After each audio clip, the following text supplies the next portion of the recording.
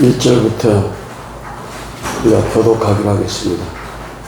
사무엘하 11장 1절부터.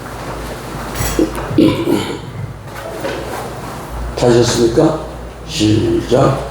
해가 돌아와서 왕들의 출전할 때가 되매 다윗이 요압과 그 신복과 온 이스라엘 군대를 보내니 저희가 암몬 자손을 멸하고 라빠를 에워쌌고 다윗은 예루살렘에 그대로 있느니라. 2절. 저녁 때에 다윗이 그 침상에서 일어나 왕궁 지붕위에서 바르다가 그곳에서 보니 한 여인이 목욕을 하는데 심히 아름다워 보이는지라. 3절. 다윗이 보내어 그 여인을 알아보게 하였더니 고아되 그는 엘리암의 딸이요 햇사람 우리아의 아내 밧세바가 아니니까. 4절. 다윗이 사자를 보내어 저를 자기에게로 데려오게 하고 저가 그 유정함을 깨끗게 하였으므로 더불어 동침하매 저가 자기 집으로 돌아가니라. 5절. 여인이 잉태함에 보내어 다윗에게 고하여 가로되 내가 잉태하였나이다 하니라. 아멘. 기도하겠습니다. 사랑해 주님 감사합니다. 오늘 구속사적 관점으로 본 다윗 1편 말씀을 증거하기를 원합니다. 성령님 이 자리에 임재하시고 종의 입술에 기름 부으셔서 말씀이 생명되게 하옵소서. 예수 그리스도 이름으로 감사하며 기도했습니다. 아멘. 우리 하나님께 영광의 박수. 할렐루야. 오늘 그 말씀은요, 사무엘하 11장 1절부터 사무엘하 12장 25절까지 나오는 다윗 왕과 우리아의 아내 밧세바의 이야기를 이제 한 몇 주에 걸쳐서 진행할 텐데, 다윗 왕과 밧세바의 이야기 속에는 윤리 도덕적으로 보면 특별한 일이 없어요. 그러나 그 안에 구속사적인 놀라운 그 비밀이 감춰져 있다는 것입니다. 우리가 지금까지 들어온 설교는 일반적으로 다윗 왕 같은 위대한 인물도 때로는 실수를 범하기 때문에 사람이 죄를 지면 즉시 깨닫고 회개하면 어떤 죄라도 하나님은 다 용서해 주니까 여러분 자기 죄를 깨닫고 즉시 회개한 다윗처럼 우리도 그러한 그 죄를 졌을 때 다윗처럼 회개하면 좋습니다. 이렇게 이제 많이들 설교를 하죠. 물론 이 말씀이 맞는 말씀입니다. 그러나 이 말씀은 표면적인 의문의 문자 말씀에 불과하고 성경은 많은 경우 하나님의 참뜻은 말씀 이면에 깊은 곳에 또 다른 뜻이 숨겨져 있다는 것입니다. 사무엘하 11장 1절에서 12장 25절까지 보면 이스라엘 군대가 라빠성을 포위하여 공격 중이었습니다. 그런데 다윗 왕이 늘 전쟁을 하면 선봉대장으로 나가서 전쟁을 수행했는데 이제 다윗 왕이 좀 게으름이 온 것 같아요. 이제 천하를 통일하고 좀 뭔가 얻을 걸 다 얻었다. 그러니까 네 부하들이 가서 알아서 해라. 나는 쉬겠다. 좀 항상 게으르고 나태할 때 원수가 공격하는 걸 봅니다. 그래서 다윗 왕이 예루살렘 왕궁에 혼자 남아가지고 무료하게 지내던 저녁 무렵에 왕궁의 옥상을 걸다 보니까 그 민가집에서 옷을 벗고 목욕하고 있는 아리따운 한 여인의 모습이 눈에 들어왔어요. 그래서 왕이니까 부하를 보내가지고 야, 그 사람 누구인지 알아봐. 나한테 보고해. 그러니까 보고 내용이 그 여인의 남편은 왕의 부하 용사 중에 한 사람으로 지금 전쟁터에 나간 햇사람 우리아의 아내 밧세바라고 그래요. 그러니까 그러냐? 그럼 그를 불러와. 그래가지고 하룻밤을 지내고 아침 집으로 돌려보냈는데 공교롭게도 그녀가 임신을 했다는 겁니다. 그래서 탈로가 나지 않도록 다윗이 계략을 썼어요. 아, 큰일 났다. 이게 내가 왕이 만약에 임신했다고 하면은 어떤 낭심이냐. 그러니까 전쟁터에 나가 있는 그 밧세바, 오늘날 말 밧세바 이등병인지 일병인지 모르지만 불러와 가지고 우리아를 불러와서 잘 달래서 술 한잔 주고 저녁에 밧세바를 자면은 이제 그게 우리아의 아들인지 내 아들인지 어떻게 알아. 그렇게 해가지고 이제 전쟁터에 나가 있는 요압 장군 사령관한테 오늘날로 말하면 지시를 한 거죠. 야, 그 우리아 잘 있냐?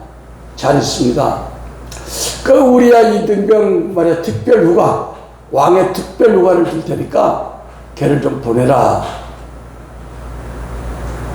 그래서 저 우리아가 왕궁으로 왔죠. 그 전쟁터에서 오랜만에 왔기 때문에 왕이 달랬어요. 야, 여기서 맛있는 음식 먹고 집에 가서 처하고 자다. 그리고 이제 전쟁터에 가라. 그래가지고 우리 아이가 술을 잔뜩 먹여서 보냈는데 안 가. 집을 안 가고 왕궁문을 지키는 그 수비대들, 그 군대들하고 같이 잠을 자가지고 아침에 보니까 너 집에 갔다 왔냐? 이렇게 안 갔다 왔습니다. 다윗이 이게 얘가 왜 말을 안 듣지? 오늘 저녁에는 가겠지.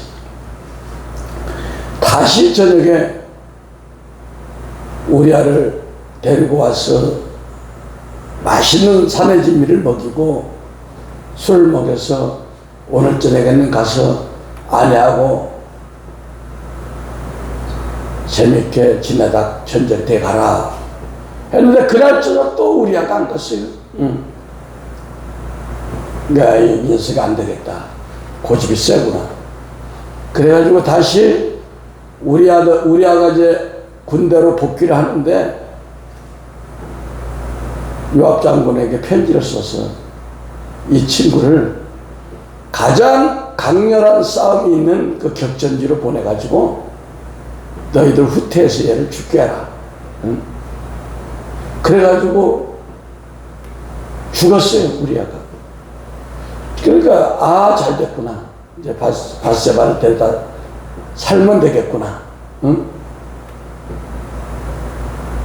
그런 내용이에요. 그래서 사무엘하 12장 13절 보면 다윗이 나단에게 이르되 내가 여호와께 죄를 범하였노라 하며 나단이 다윗에게 대답하되 여호와께서 당신의 죄를 사하셨나니 당신이 죽지 아니하려니와 이 일로 인하여 여호와의 원수로 크게 회방거리를 얻게 하였으니 당신의 낳은 아이가 정녕 죽으리다.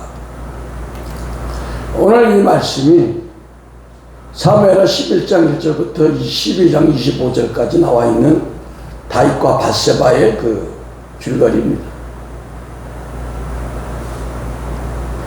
다윗 왕은 그 이스라엘 역사상 가장 뛰어난 왕이었고 또 하나님 앞에 가장 충성스러운 왕이었죠. 그래서 하나님으로부터 많은 사랑과 은총을 입었고 하나님이 오죽하면 내 마음이 합한 자다 그랬어요.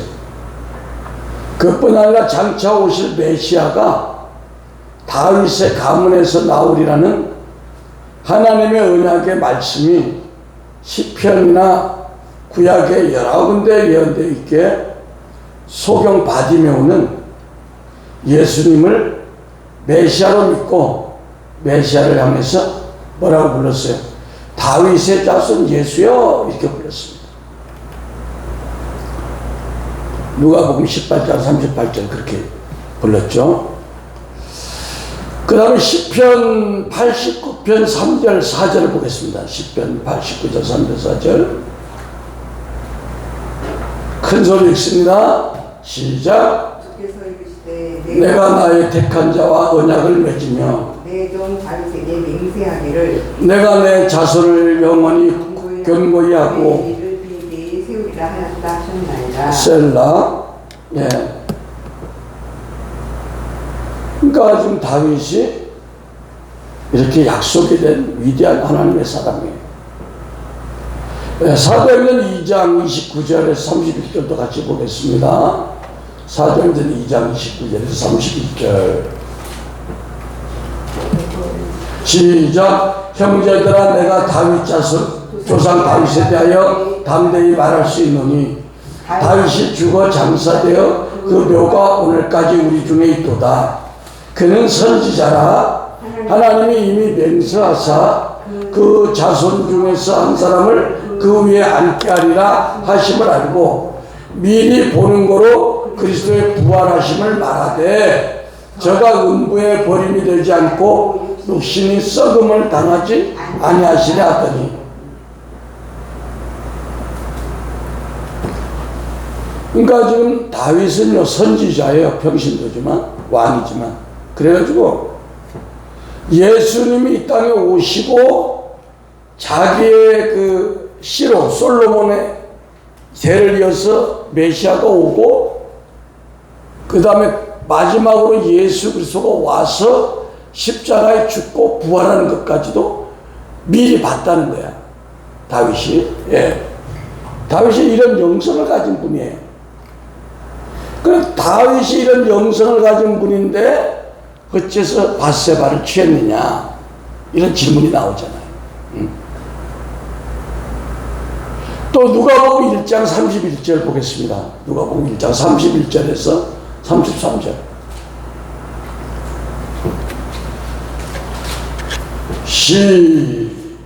시작. 보라 내가 수태하여 아들을 낳으리니 그 이름을 예수라 하라.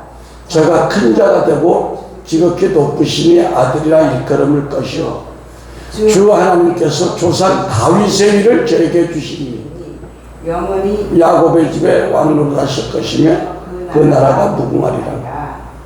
여기 뭐라고 나와요? 조상 다윗의 위를 저에게 준다. 그러므로 다윗 왕은 장차 오실 그리스도의 모형이라는 거죠. 그러니까 사무엘상 17장 4절에 나오는 골리앗은 장차 나올 적그리스도의 모형으로 예수님의 모형인 다윗이 적그리스도인 사단의 모형인 골리앗을 십자가에서 말씀의 돌로 쳐 죽일 것을 지금 그려주고 있는 거예요. 믿습니까? 네. 사무엘상 17장 4절 보겠습니다.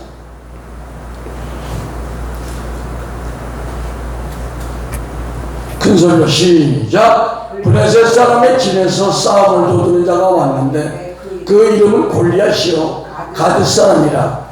그 신장은 6규빗 한 뼘이요. 이 골리앗을 뭘로 죽였어요? 돌로 죽였어요. 물맷돌로 죽였죠. 사무엘상 17장 37절 보겠습니다. 37절에서 40절까지 17장 큰 소리로 읽습니다. 시작. 또 여호와의 구원하심이 칼과 창에 있지 아니함은 이 무리로 알게 하리라. 전쟁은 여호와께 속한 것인즉 그가 너희를 우리 손에 붙이시리라. 블레셋 사람이 일어나 다윗에게로 마주 가까이 올 때 왜 안 읽어요? 다윗이 블레셋 사람에게 마주 그 항구를 향하여 빨리 달리며 손을 주머니에 넣어 돌을 취하여 물매를 던져 블레셋 사람의 이마를 치니 돌이 그 이마에 박히니 땅에 엎드러지는지라. 다윗이 같이 물매와 돌로 블레셋 사람을 이기고 그를 쳐 죽였으나 자기 손에는 칼이 없더라. 그러니까 이 다윗이 골리앗을 죽은 것은 장차 그리스도께서 세상의 왕 마귀 골리앗과 같은 존재를 십자가에서 깨뜨린다는 좀 그런 예표예요. 베드로전서 2장 6절 7절을 누가 크게 읽습니다. 베드로전서 2장 6절 7절.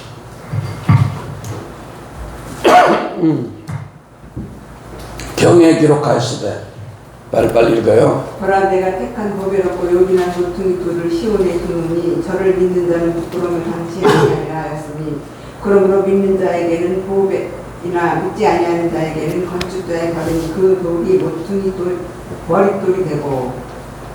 그러니까 봐요. 이 다윗이 시한 물맷돌로 골리앗을 죽인 것이 베드로 사도는 베드로전서 2장 6절 7절에 모퉁이 돌 되는 예수 그리스도를 시온에 둔다는 거예요. 그래서 모퉁이 돌 되는 그리스도를 우리가 믿음으로 부끄러움을 받지 않는다는 겁니다. 믿습니까? 예.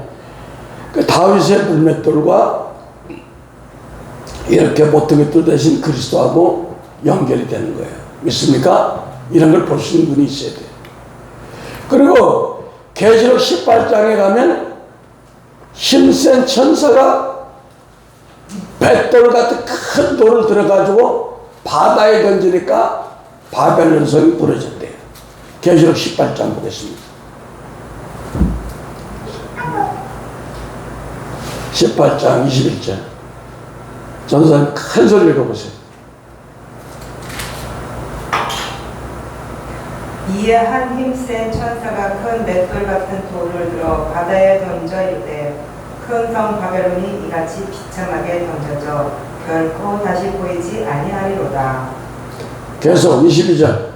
또 검고 타는 자와 풍류하는 자와 퉁수 부는 자와 나팔 부는 자들의 소리가 결코 다시 내 안에서 들리지 아니하고 어떤 세공업자든지 결코 다시 내 안에서 보이지 아니하고 또 맷돌 소리가 결코 다시 내 안에서 들리지 아니하고. 아멘.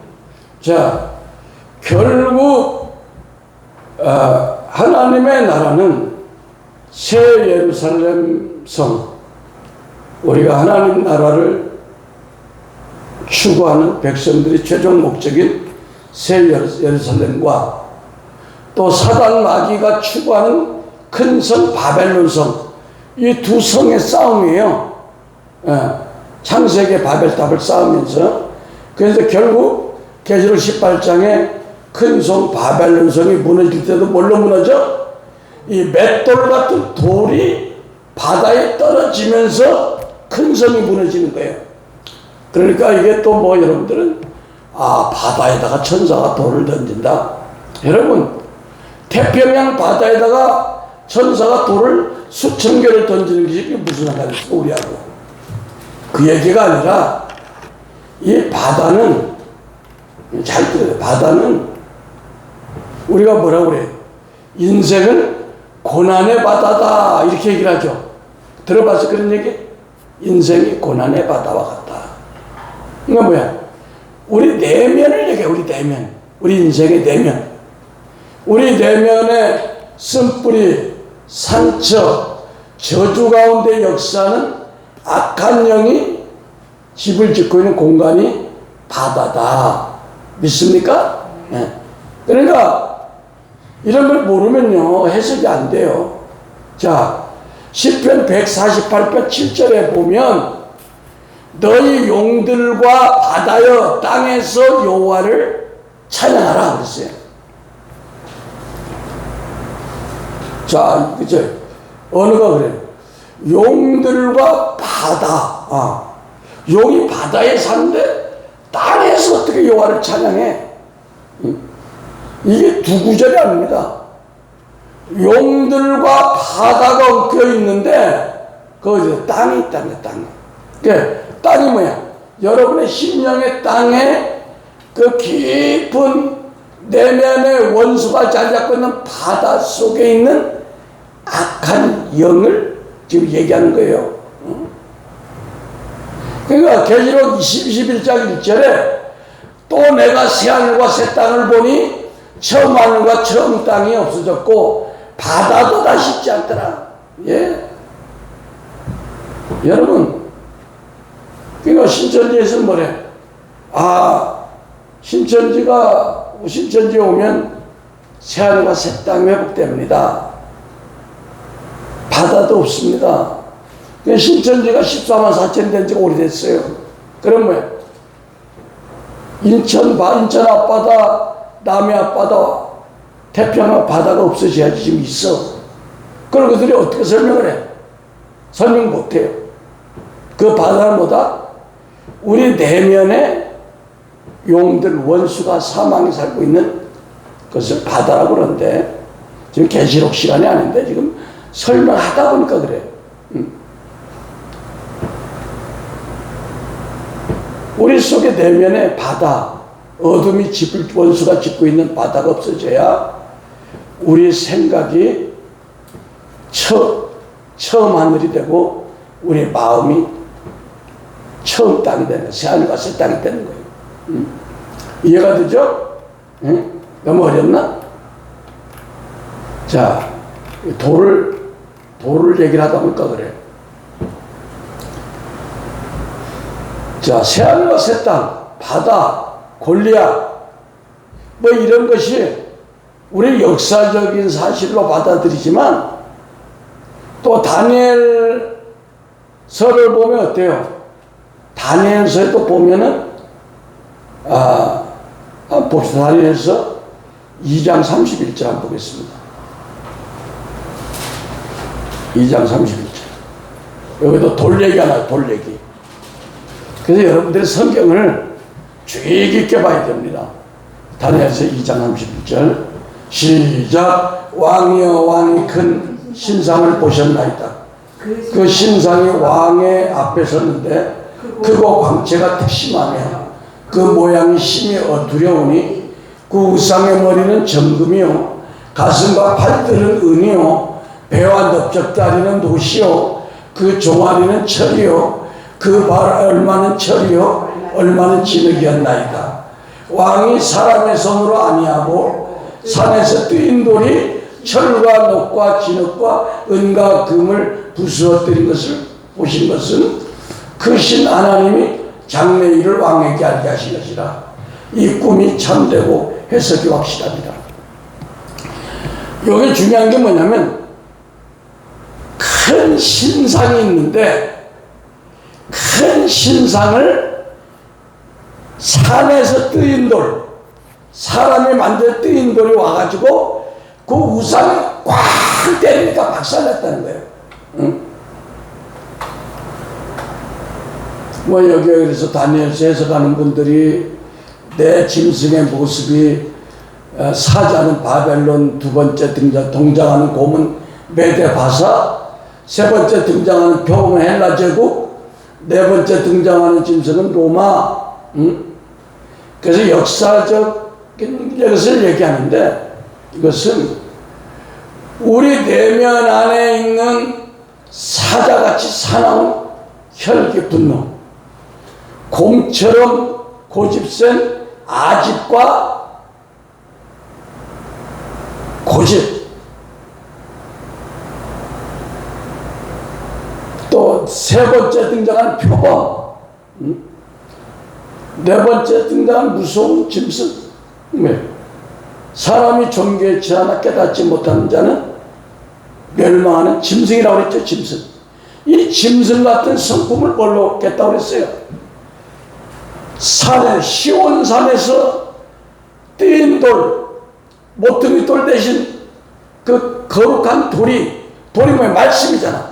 그 말씀의 돌이 우리 내면의 바다에 이 우상으로 쳐진 우리 내면 안에 팡 떨어져야 이것이 우상이 깨진다는 얘기예요. 믿습니까? 이 목사님 믿어요? 예. 그러니까 이 돌이 다윗의 이 돌이 맷돌에 시작해서 계시록까지 간다니까. 그러니까 다윗이 뭐야? 그리스도의 예표로신 거야. 내가 이렇게 장황하게 얘기를 하냐? 이렇게 보지 않으면 다윗의 얘기가 윤리 도덕으로 끝나고 다윗을 비난할 것으로 끝나고 맙니다. 그래서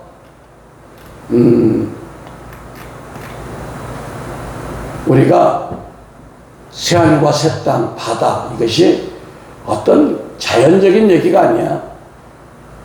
단에서 나오는 신상의 역사적인 게 아니라 우리 성도의 내면의 상태를 얘기하는 겁니다. 장로님, understand? 아멘. 예. 수준 있게 understand. 아멘. 예. 그러니까 이걸 눈치채지 못하면 인간 내면의 자아의 왕국을 상징하는 이 우상을 거룩한 시온산에서 날아온 뜨인 돌 대신 그리스도의 말씀의 돌에 맞아 그 자아가 부서져야 우리 안에 심령 천국이 회복된다는 말씀입니다. 아멘? 아멘. 이 목사님 아멘? 예, 이거 깨달아야 돼요. 그래서 다윗 왕은 뭐야? 오실 예수님의 모형이라는 거예요. 예. 이 한 가지만 봐더라도 이 다윗 왕의 얘기가 그냥 윤리 도덕적인 얘기가 아니라는 거예요. 그렇다고 해서 우리가 또 윤리 도덕을 멀리하라는 게 아니야. 기독교인의 철칙이야. 그것도 중요해요. 그래서 다윗과 밧세바 이야기에서 다윗 왕은 예수님을 상징하고 밧세바는 죄를 졌잖아요. 유부녀가. 근데 죄로 얼룩진 교회, 주님의 신부를 얘기한다. 여러분, 주님의 신부가 깨끗합니까? 죄로 얼룩졌는데 주님의 보혈의 공로로 정결함을 입은 것뿐이야. 믿습니까? 네. 성경에서 여자는 교회 또는 신부를 상징하는데 솔로몬 왕 되시는 예수님이 포도원에서 죄악의 햇빛에 검게 그을린 술람미 같은 우리 신부들을 너무너무 사랑해서 당신의 아내로 삼으셨다는 거예요. 아멘. 아멘 소리가 크게 나와야 돼. 아가서 1장 5절 6절 보겠습니다. 큰 소리로.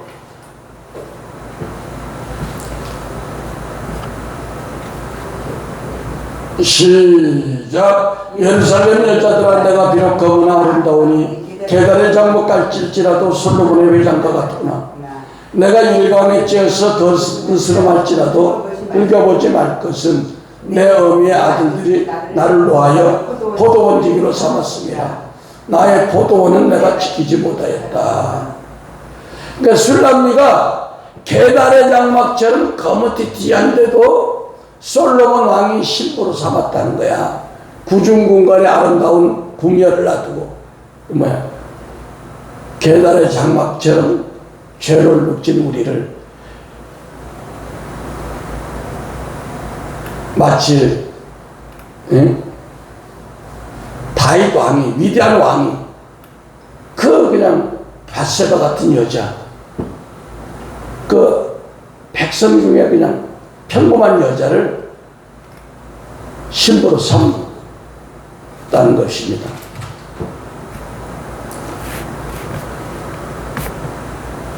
우리가 또 이렇게 교회론 쪽으로 들어가면 에덴 동산의 아담은 예수님의 모형이죠. 하와는 교회의 모형이죠. 그래서 하나님께서 아담을 깊이 잠들게 하시고 갈빗대 하나를 취해서 여자를 만드신 것처럼 하나님은 둘째 아담인 예수님을 십자가 위에 죽게 하시고 깊게 잠들게 하시고 그 옆구리에서 물과 피가 쏟아짐으로 그 물과 피를 통해서 그리스도의 신부들이 탄생했다는 겁니다. 믿습니까? 요한복음 19장 34절을 큰 소리로 사모가 읽습니다.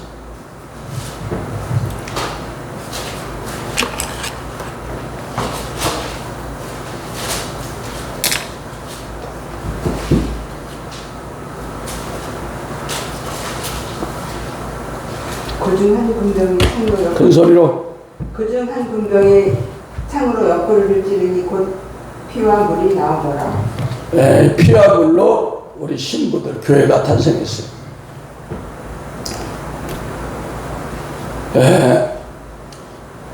동정녀 마리아가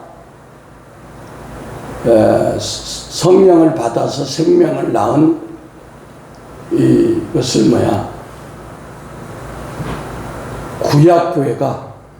구약의 율법교회가 신약교회를 낳은 것을 상징해요. 우리가 계시록 12장 1절 보면 하늘에 큰 이적을 보이니 해를 입은 한 여자가 있는데 그 발 아래 달이 있고 그 머리에는 12별의 멜류관이 있었더라. 이 말씀은 해를 입은 한 여자는, 해라는 것은 밝죠. 해 앞에는 어둠이 없죠. 그러니까 말씀도 밝죠. 그래서 진리로, 구약의 율법의 진리로 옷 입은 한 여자. 그러니까 천주교에서는 마리아에게 신성을 부여해가지고 마리아의 이름으로 기도하면 다 응답이 된다 하는데 그건 우상이에요. 마리아가. 그게 아니고 마리아는 구약의 율법교회를 대표하는 교회의 대표성을 가지는 거예요. 구약교회 대표. 그래서 그 발에 달이 있다. 그것은 달은 어둡잖아요. 율법은 어둡잖아요. 예. 그 베드로가 샛별이 떠오르기까지 등불의 말씀에 유의하는 게 좋다 이렇게 얘기했어요. 그 등불의 말씀, 율법의 말씀이 있고 샛별의 말씀, 복음의 말씀이 있어. 그러니까 구약의 율법교회는 달이야, 어두워. 그런데 그 마리아를 통해서 율법교회를, 구약의 교회를 통해서 신약의 교회가 탄생했잖아요. 12사도가 나왔잖아요. 12별의 멜류관을 썼다 그렇게 나왔잖아요. 예. 그래서 지금 얘기하는 건 뭐냐, 다윗과 밧세바의 얘기 속에서 구속사적 관점으로 봐서 다윗 왕은 예수님을 상징하고 밧세바는 신부인 교회를 상징하는데 예수님은 교회의 신랑 되시고 교회는 예수님의 신부가 된다는 얘기입니다. 다시 본문으로 돌아가서 오늘 말씀이 상당히 어려울 수 있지만 이런 말씀을 여러분들이 단단한 식물을 먹어야 여러분이 장성하는 거예요. 야, 그 말씀이 어렵다. 성장이 안 돼, 그러면. 제가 그래서 이런 말씀을 오래전에 준비했지만 몇 년을 배운 거야. 이것도 매주 하면 여러분은 아무도 안 해요. 어렵다고. 뭐다, 장로도 못 알아들어. 대학 아니라 대학 할아버지를 나와도. 그러니까 내가 2주에 한 번만 하려고 그래. 예. 왜? 일주간 유튜브 난 걸 여러분들이 묵상하고, 그래야 이걸 여러분이 뛰어넘으면 성경 전체가 열리는 거예요.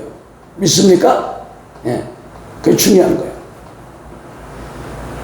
사무엘하 11장 2절 보겠습니다. 사무엘하 11장 2절. 자, 합독합니다. 졸지 마시고. 시작. 저녁 때에 다윗이 그 침상에 일어나 왕궁 지붕 위에 걸리다가 그곳에서 보니 한 여인이 목욕을 하는데 심히 아름다워 보이는지라. 다윗이 보내어 그 여인을 알아보게 하였더니 이는 엘리암의 딸이요 햇사람 우리아의 아내 밧세바가 아니나이까. 다윗이 사자를 보내어 저를 자기에게 데려오게 하고 저가 그 부정함을 깨끗하게 하였으므로 더불어 동침하며 저가 자기 집으로 돌아가니라. 자, 여기 저녁때로 저녁때. 이스라엘은 우리나라하고 달라요. 우리나라는 아침 해 뜰 때부터 저녁 때 해 질 때까지 하루를 보지만 이스라엘은 일몰, 해 질 때부터 해 뜰 때까지 말이야. 그러니까 창세기 어떻게 나왔어? 밤이 되고 낮이 되니 하루가 됐더라. 그래 안 그래요? 아멘 좀 해봐. 정준서 아멘 해봐. 아멘. 그 뒤에 숨어가지고 앞에 나오지. 그러니까 여기서 저녁 때란 율법 시대가 끝나가고 은혜 시대가 오기 시작한다는 얘기하는 거예요. 그래서 다윗이 그 침상에서 일어나 왕궁 지붕에 거닐다가 여기서 다윗은 지상에 내려오기를 준비하고 있는 육신을 입은 예수님이 아니라 아직 하늘나라 보좌 하나님 아버지 곁에 있는 예수님을 의미하는 겁니다. 그런데 이 예수님이 침상에서 일어나셨다는 것은 이제 예수님이 구약의 역사를 깨뜨리고 새로운 역사를 일으키려고 일어나셨다는 것을 의미하는 겁니다. 왜? 지금 지상에는 아직 어두운 밤, 영적으로 캄캄한 율법 시대가 진행되고 있었고, 그러니까 때로 말하면 말라기 시대쯤 되겠죠. 그래서 예수님께서 침상에 일어나서 지상 세계를 내다보니까 세상에는 영적 어둠이 깔려 있어. 그런데 한 여인이 목욕하고 있는 모습이 눈에 들어왔는데 이 여자는 뭐라고 그랬어요? 다른 말 여자는 뭐래요? 교회. 예. 여자는 교회를 뜻하는데 물로 목욕하고 있다. 이건 뭐야? 물은 뭐야? 물은 세례를 뜻하고 회개를 뜻하는 것입니다. 에베소서 5장 26절에 이는 곧 물로 씻어 말씀으로 깨끗하게 하시고 거룩하게 하사. 예. 출애굽기 30장 20절에 보면 그들이 회막에 들어갈 때 물로 씻어 죽기를 면할 것이요 단에 가까이 가서 그 직분을 행하여 화제를 여호와 앞에 살을 때에도 그리할지이다. 이게 물두멍이죠. 무슨 얘기야? 구약의 제사장들이 회막에 들어갈 때 물두멍에서 물로 씻어야 성소에 들어가서 죽지 않아. 절주를 안 받아. 근데 오늘날은 뭐예요? 우리가 하나님의 임재 가운데 나가려고 그러면 뭐예요? 우리의 마음의 죄를 말씀에 비춰서 회개하고 씻어야 되는 걸 믿으시면 아멘. 할렐루야. 네. 그 말씀이 지금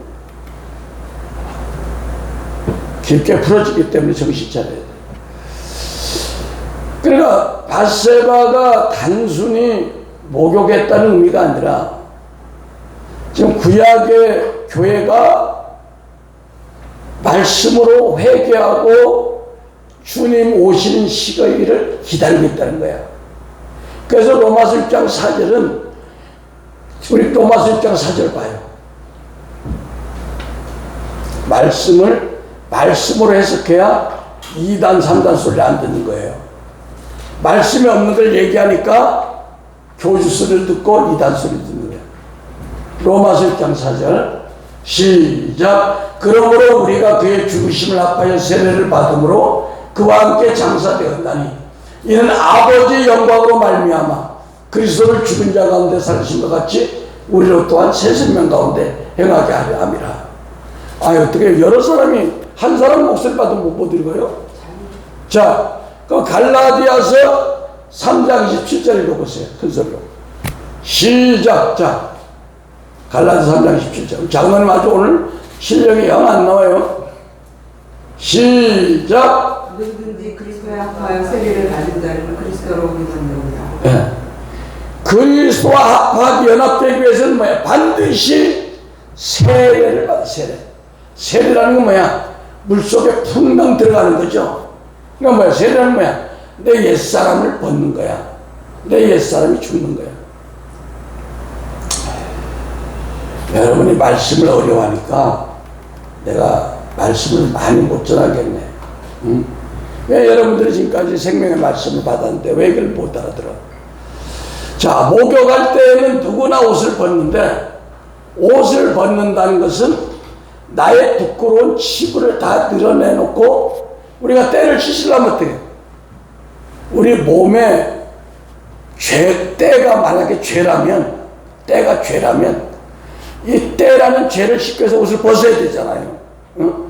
그러니까 우리가 뭐야? 나의 부끄럽고 더러운 죄를 주님 앞에 남김없이 드러내놓고 회개하는 걸 얘기하는 거예요. 믿습니까?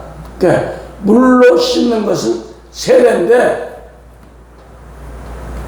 이 더러운 것을 예수 피를 의지해서 깨끗하게 씻어내는 걸 얘기하는 거예요.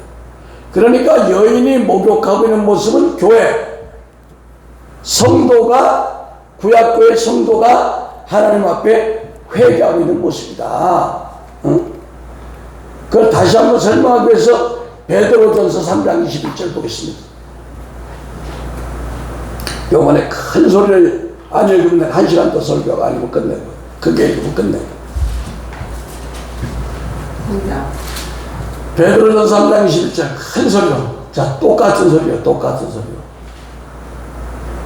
시작 시작 무릇 예수 그리스도의 돌아심으로 말미암아 이제 너희를 구원하는 편이 곧 세례라.